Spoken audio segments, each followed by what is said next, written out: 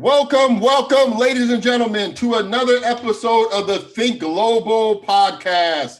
I am your host, International Seth, and today's date is April 13th, 2021. I'd like to give a shout out to all the subscribers on YouTube, SoundCloud, and our newest platform on Spotify. Make sure you go there and follow the Think Global Podcast because we're producing some of the best content in the entire world. In order to produce the good content, we got to keep on having amazing guests come on the show. And boy, do we have a treat for you today. Wow. We've been waiting for my man to come on for a couple of months now, but we finally got him, y'all. We finally got him. He's finally here. All the way from Juba, South Sudan, Lyrically Untouchable African Legend. That's Lual. Lual, welcome to the Think Global Podcast, my brother. Thank you for having me. Bro, hi. All the subscribers and all the viewers and the audience.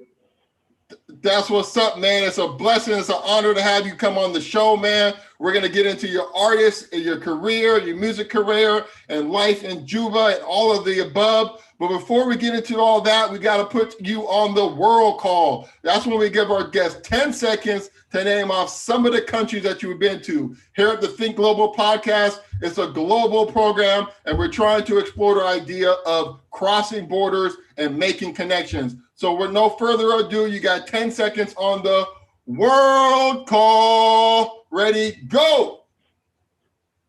U.S., Switzerland, Tanzania, China, Uganda, Rwanda, Kenya, Sudan, South Sudan,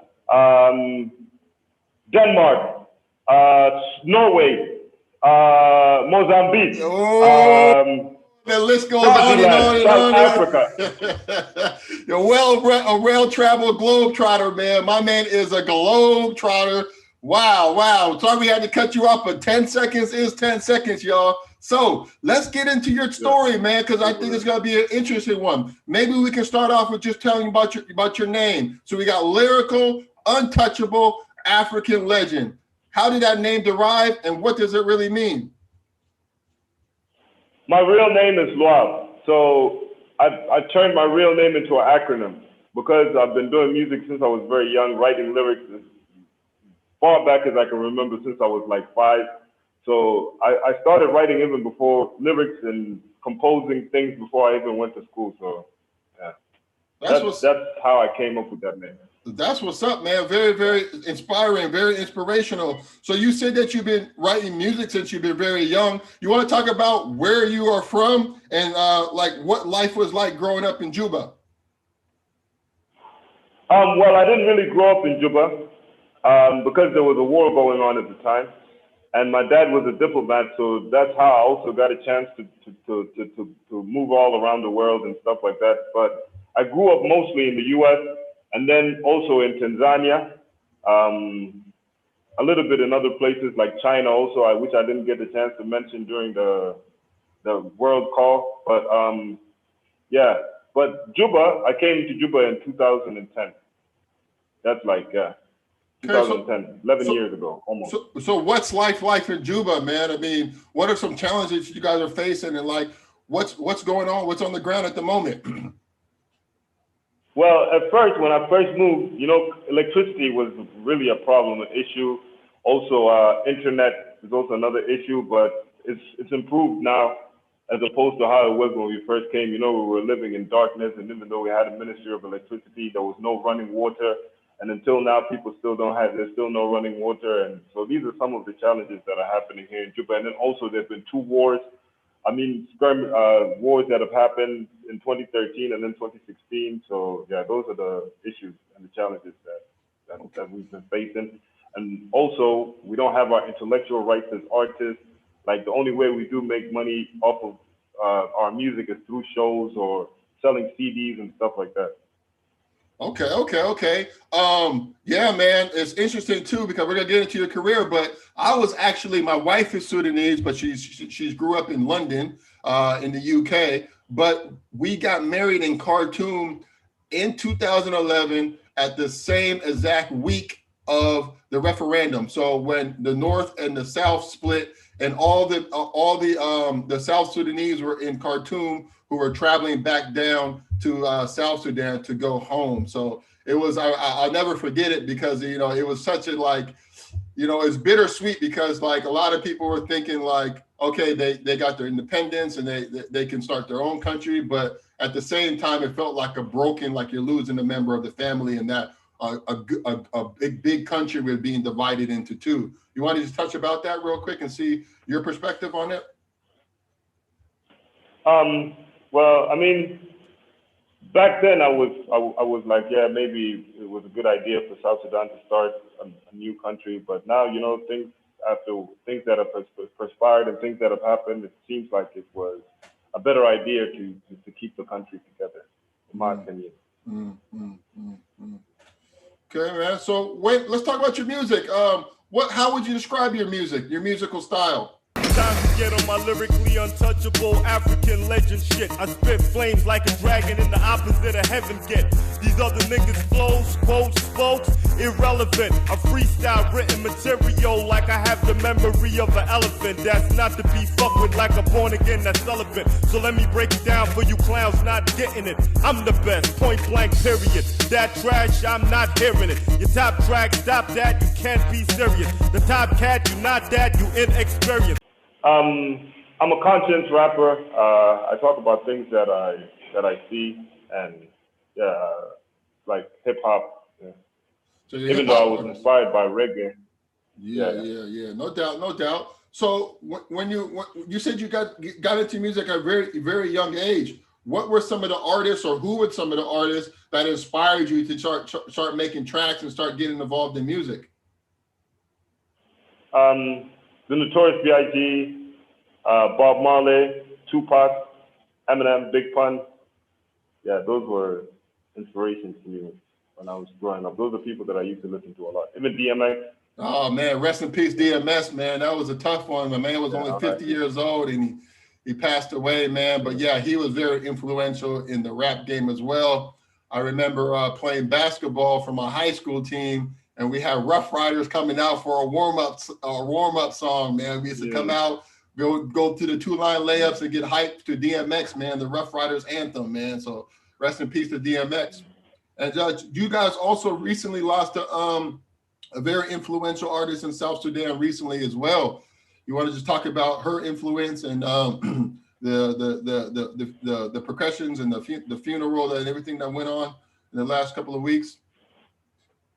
Yeah, it was a very big loss to the music industry and South Sudan as a whole. You know, losing an artist like Trisha Cee, who inspired a lot of younger female artists also to get in the game, even though she died at only 27 years old. It was very unfortunate, and it was more about the way that she died than also the death. Like, it brought people together, it united the whole music industry of South Sudan, and it opened a lot of eyes. You know, it was very unfortunate that it had to happen that way. Man. And we also did a tribute song for her with Mr. Leng, myself, and AKJ, the Star Eagles, and Nita Baby. We did a song for her, which is also doing pretty well now on YouTube and also on other social media platforms.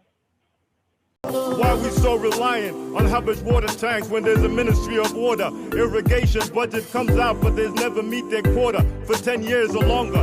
Now Mama Joyce lost her only daughter. What's stupid teaching's hospital's purpose? Where there's civil service when our own civilians are treated worthless.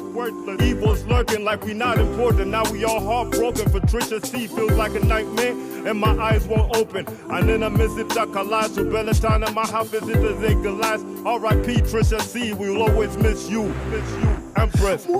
Man, my condolences go out to you, man. Your all your musical family out there, and yeah, man, make sure that you just let her name ring on and keep inspiring others. You know, and don't let the tragedy be a hindrance to, you know, the progression and development and that she had went ahead and paid for the way. So let's talk about African music scene. When I think of African music, I think of a lot of Nigerian music, Kenyan music, maybe a little bit of South African and Ghanaian music. What's the overall scene in Africa? Is there a lot of collaboration between artists in different countries? Yeah, there's some artists that have collaborated. Me myself personally, I've never collaborated with any artists that are outside of South Sudan, which I do plan on doing this, but it's just it's never really materialized it never really presented itself for us to be able to work together with other artists from other countries. But I've worked a lot with artists from South Sudan, but I've also worked with Jemima from Uganda. So yeah, that's the only collaboration that I have outside of South Sudan. Another thing I think and I've also collaborated with some Sudanese artists also because, but Sudan and South Sudan, I perceive it as one country. So yeah, I've also worked with some Sudanese artists. And, yeah. For sure. Sudan and Uganda are the only collaborations that I've done. So are all your songs in English? First of all, how many languages do you speak? I speak English and Arabic. I used to speak Swahili and Chinese, but I forgot. Yeah. I guess language is something you got to keep practicing. Otherwise, it'll go to the back of your head and you'll forget it. So you got Arabic and English. So do you do all your songs in Arabic and English, or is it only English?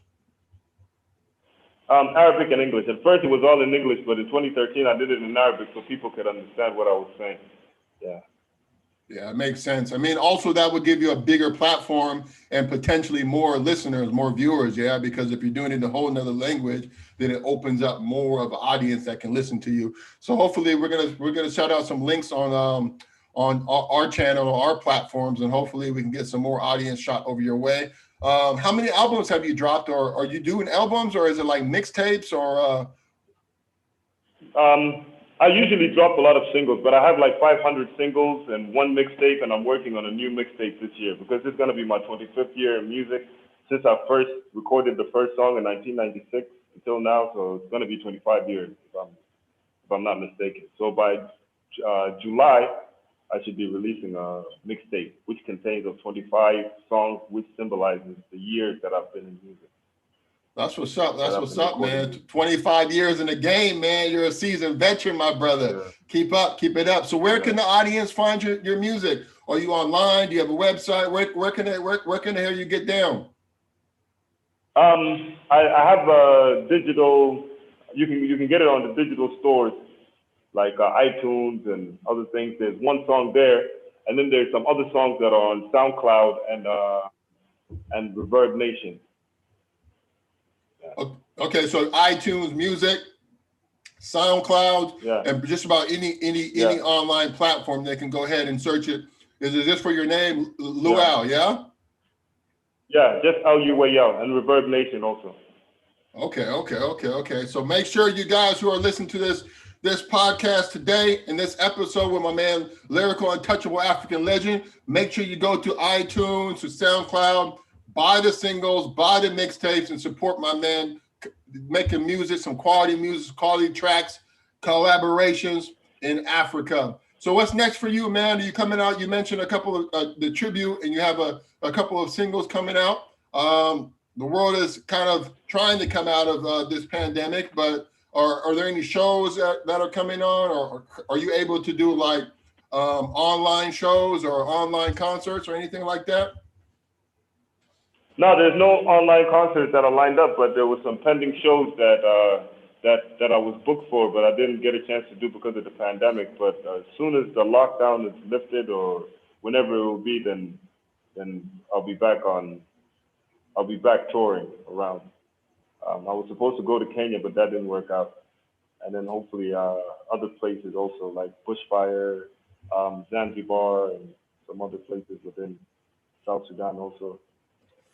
For sure, man. And I hope to see you again. Last time I seen you, we was at your people's house up there in Tofu in Mozambique, man. And I've just been dying to get back, man. So hopefully we can see you and we can break bread over a nice fresh coconut off the tree. We can sip it and toast to the good times, man. Yeah, exactly.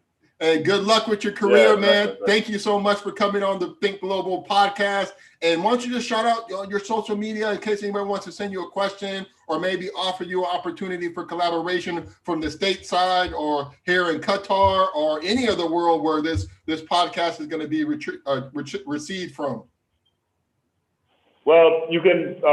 I usually you can get on Facebook and type L.U.A.L, aka Lyrically Untouchable African Legend, and it will bring my page, and yeah, we can communicate through there. Okay, so you hear it there first from my man Lual, Lyrical Untouchable African Legend. If you are interested in any collaborations, then go ahead and send my man a message, and hopefully you guys can get that done, or leave a comment in the description below and we can connect you as well. Make sure that you subscribe to the Think Global Podcast. We're on YouTube, SoundCloud, and newly just added to Spotify, y'all. So make sure you go ahead and subscribe, continue to support. And until then, make sure everyone thinks global. Peace.